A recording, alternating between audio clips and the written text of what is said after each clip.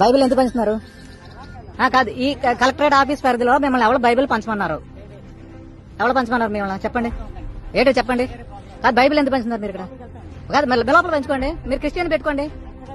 ఎందుకు పిలిచే కలెక్టర్ గారికి ఇచ్చేయండి. కలెక్టర్ గారికి ఇచ్చుకోండి. ఇక్కడ బైబిల్ ఎందుకు పంచుతున్నారు మీరు? Collector office, Anakapalli collector office సమక్షంలో చేసుకోండి. మీరు మీ చర్చలో చేసుకోండి. ఇక్కడ ఎందుకు హిందువులందరూ మీరు బైబిల్ ఎక్కేస్తున్నారు? మీరే వ్యతిరేకంగా చేస్తున్నారు. మీరు ఏంటిది? బైబిల్ పంచమని ఉందా? బైబిల్ పంచుతారా? మా ప్రసాదం మీరు పెడతాం తింటారా? మేము ప్రసాదం పెడతాం మీరు తింటారా? మేము పెడతాం తింటారా?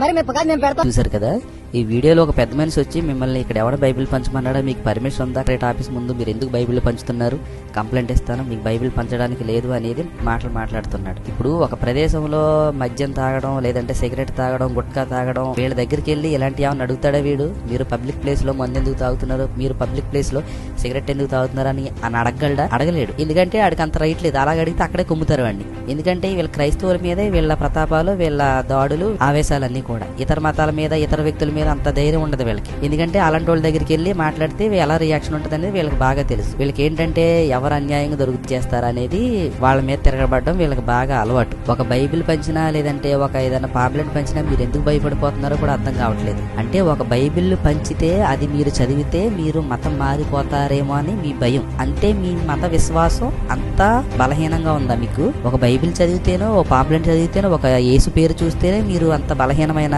మనసులా మీవి? సరే, మీకు ఒక వీడియో చూపిస్తాను, చూడండి. వీడియో చూస్తున్నారు కదా, ఈ వీడియోలో చూస్తున్న ఒక అమ్మాయి, ఒక యంగ్స్టర్ భగవద్గీతలు పంచుతుంది. మరి వీళ్ళకి ఎవరు ఇచ్చారు పర్మిషన్? అంటే ఈ దేశంలో అందరికీ హక్కులు అనేవి సమానంగానే ఉంటాయి. ఒక్కొక్కరికి ఒక్కో రకంగా అంటూ హక్కులేమి లేవు. అందరికీ సమానంగానే హక్కులు ఉంటాయి. హైందువులకు ఒకలాగా, క్రైస్తవులకు ఒకలాగా, ముస్లింస్కి ఒకలాగా. ఈ దేశంలో అన్ని మతాలు సమానమే, అన్ని కులాలు సమానమే. అంతేగాని ఒక హైందవులే భగవద్గీతలు, రామాయణాలు పంచడానికి ఉంది, క్రైస్తవులు పంచడానికి లేదు అని ఎక్కడా లేదు. భారత రాజ్యాంగం అనేది ప్రతి పౌరుడికి కొన్ని హక్కులు ఇచ్చింది. అవి వీళ్ళు పాటించరు. ఎందుకంటే వీళ్ళు చేసేదే కరెక్ట్ అన్నట్టుగా. మీరు భగవద్గీత పంచుతున్నారు రోడ్ల మీద, మీకు ఏ పర్మిషన్ ఉందని మీరు పంచుతున్నారు? అంటే క్రైస్తవుడు ఒక బైబిల్ పంచితే ఉన్న భయం మీకు భగవద్గీత పంచినప్పుడు లేదా మీకు? అంటే మీ గ్రంథాలు మీరు ఎవరికైనా పంచొచ్చు, ఎవరికైనా ఇవ్వచ్చు. అంటే ఒక క్రైస్తవుడు వచ్చి ఒక పాంప్లెంట్ గానీ, ఒక బైబిల్ గానీ ఇస్తే మీకు అంత భయం. ఈ మతం మీద మీకు నిజంగా విశ్వాసం, నమ్మకం ఉంటే గనక బైబిల్ పంచినంత మాత్రాన మీరు మతం మారిపోరు. మీరు భగవద్గీత పంచడానికి మీకు ఎన్ని హక్కులు ఉన్నాయో, మాకు బైబిల్, పాంప్లెంట్లు పంచడానికి మాకు అన్ని హక్కులున్నాయి.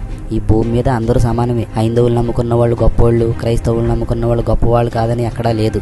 ఒకడు వచ్చి బైబిల్ పంచినంత మాత్రాన మీరు దానికి పెట్టిన పేరు మత ప్రచారం. మరి మీరు భగవద్గీత పంచితే మరి దానికి ఏం పేరు పెట్టాలి? మీరే ఆలోచించుకోండి.